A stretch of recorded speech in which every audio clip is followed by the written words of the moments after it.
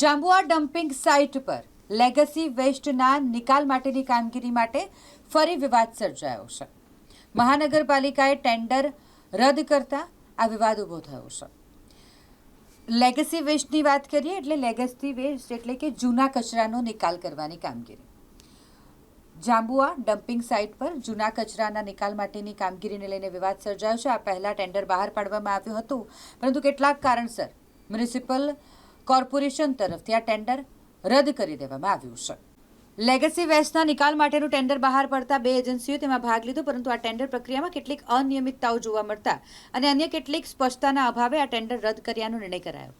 આ કામગીરી અગાઉ ઝિગ્મા એન્વાયરો સોલ્યુશન પ્રાઇવેટ લિમિટેડ નામની કંપનીએ સોંપવામાં આવી હતી. આ કંપનીએ 2014થી જાંબુઆ ડમ્પિંગ સાઇટ પર કચરાના નિકાલની કામગીરીની શરૂઆત કરી હતી અને અત્યાર સુધી આ કામગીરી ચાલુ હતી. અગાઉની કંપનીની કામગીરી અંગે પણ સવાલો ઊભા થયા છે. તેમ છતાંય કંપનીએ અત્યાર સુધીમાં કેટલું કામ કર્યું છે અને કેટલા મેટ્રિક ટન કચરાનો નિકાલ કર્યો છે તેની માહિતી મંગાવવામાં આવી છે. આ ઉપરાંત કચરાના નિકાલ માટે પ્રતિ મેટ્રિક ટન કેટલો ખર્ચ થયો અને ત્યાર સુધીમાં કંપનીને કેટલું ચૂકવવામાં આવ્યું છે તે અંગે પણ વિગતવાર માહિતી માંગવામાં આવી છે. મારા મિત્રે વિનોદભાઈ કે હવે જે રસ્તો છે એ આગળ કોર્ટનો જ રસ્તો છે, કેમ કે બહુ આવેદનપત્ર આપ્યા, એમને રજૂઆત કરવા માટે આપણે જ્યારે જતા હોય પાલિકામાં પોલીસ ગોઠવી દેવામાં આવે છે, તો કોઈ ક્રિમિનલ બેકગ્રાઉન્ડ ધરાવતા કોઈ ગુંડા કોઈ આતંકવાદી ત્યાં પાલિકામાં રજૂઆત કરવા નથી આવતા. વડોદરા શહેરની 28 લાખની જનતાના ટેક્સના પૈસાનો જ્યારે દુરુપયોગ થતો હોય તો દરેક સામાજિક કાર્યકર્તાઓ હોય એ અવાજ ઉઠાવતા હોય છે, પરંતુ જ્યારે આવેદનપત્ર આપણે આપતા હોય છે ત્યારે આવેદનપત્ર લઈને મૂકી દેવામાં આવે છે, એના પર કોઈ એક્શન લેવામાં નથી આવતું. એટલે ટૂંક સમયમાં હવે કોર્ટ રાહે કામ કરીશું. આજના પ્રેસ કોન્ફરન્સનો જે મુદ્દો છે, ખાસ કરીને સોલિડ વેસ્ટ શાખા જે વડોદરા મહાનગરપાલિકાના અંડરમાં આવે છે, જેની અંદર જે આવેરા કંપની છે જેને ટેન્ડર પ્રક્રિયા કરવામાં આવી, ટેન્ડર પ્રક્રિયા બિલકુલ પારદર્શક નથી.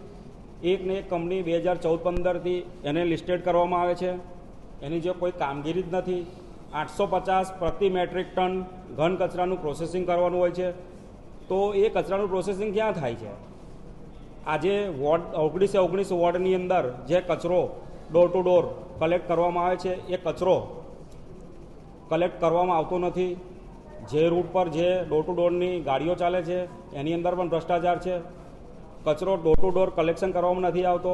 એનું કારણ એ છે કે જ્યાં ત્યાં લોકો કચરો નાખે છે અને ત્યાં એ કચરો ન નાખે એટલા માટે ખાસ ત્યાં સિક્યુરિટી મૂકવામાં આવી છે.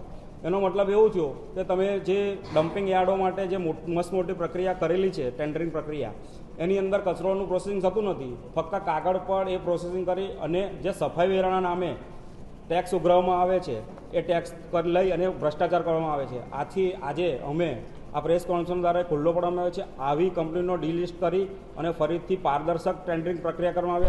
વડોદરા શહેરની અંદર અન્ય મુદ્દાની વાત કરું તો સફાઈ વેરો બાબતે રોજ દરેક બજેટની અંદર સફાઈ વેરો વધારવામાં આવે છે, પણ એ પ્રમાણે કામગીરી થતી નથી.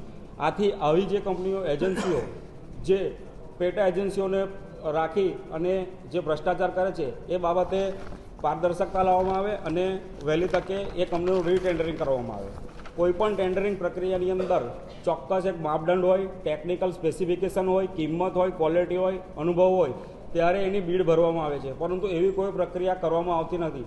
ફક્ત માનીતી કંપનીઓને પોતાની રીતે બીડ મંજૂર કરી અને એને ટેન્ડર પ્રક્રિયા કરી એની સાથે એગ્રીમેન્ટ કરી અને મસ્ત મોટું કૌભાંડ કરવામાં આવે છે.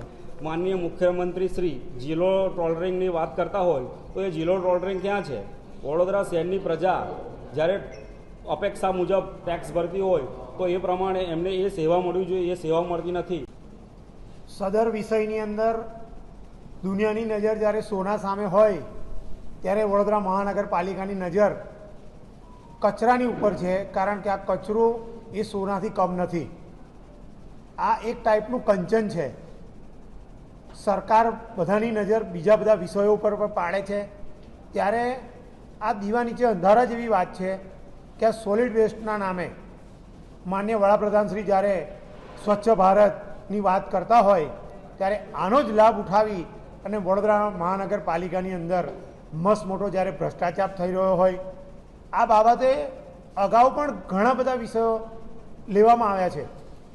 આ કૌભાંડના બાબતે વડોદરા મહાનગરપાલિકા ઉપર જોવા જઈએ તો છેલ્લા 2 વર્ષની અંદર ખૂબ મોટા મોટા મસ્ત મોટા કૌભાંડોના આરોપો લાગ્યા છે અને એના એ લોકો ખંડન કરતા નથી અને આવા આરોપો લગાવનારા વિરુદ્ધ એ લોકો હવે એક નવી મોડલ એપ્રોન્ડી અપનાવી છે કે કોઈ પણ પ્રકારનો જ્યારે તમે વિરોધ કરવા જાઓ, આવેદનપત્ર આપવા જાઓ ત્યારે કિલ્લેબંધી કરી દેવામાં આવે છે, પોલીસ બોલાવી લેવામાં આવે છે અને આવેદનપત્ર આપનાર કે ફરિયાદ કરનાર આવનાર વ્યક્તિને સીધા નવાપુરા પોલીસ સ્ટેશન બતાવી દેવામાં આવે છે.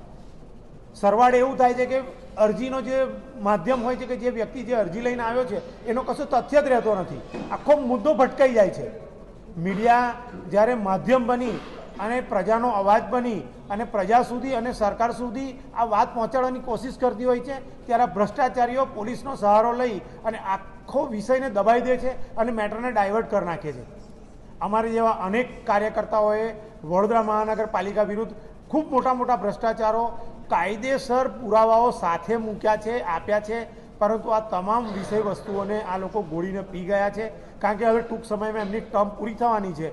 એટલે જેટલું મારી ખાવા મળે, જેટલી જ્યાંથી લૂંટી લેવા મળે વડોદરાની પ્રજાને, એની અંદર આ લોકો બે બાકડા અને બેફામ બન્યા છે. વાત આજે આપણે કોન્ફરન્સની અંદર લીધી છે કે કચરાની, આ સોલિડ વેસ્ટ જ્યારે તરસાલી પાસેથી પાસ થઈએ છે તો લોકો નાકે ડૂચા લગાવે છે, પરંતુ એ ડૂચો નાકે લગાવનારાને ખબર નથી કે આ કેટલો મોટો કૌભાંડનો એક પહાડ ઊભો છે. એટલે પ્રજાએ આ વિષય ગંભીર લઈ અને સરકારને, તમારા દ્વારે આવતા રાજકીય આગેવાનો કે સરકારી પ્રતિનિધિને તમે આ વિષય ઉપર ચોક્કસ પૂછી શકો છો. દુનિયાની અંદર ભારત એક એવો દેશ છે કે તર્કવાદી દેશ છે.